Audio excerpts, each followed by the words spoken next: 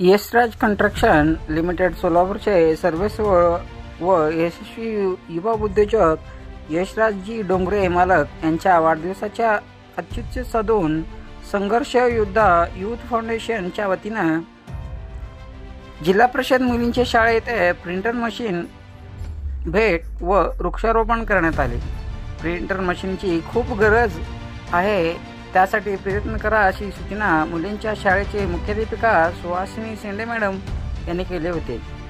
त्याच अनुसरून आज यशराजजी डोंगरे यांच्या उपस्थितीमध्ये हा कार्यक्रम संपन्न झाला।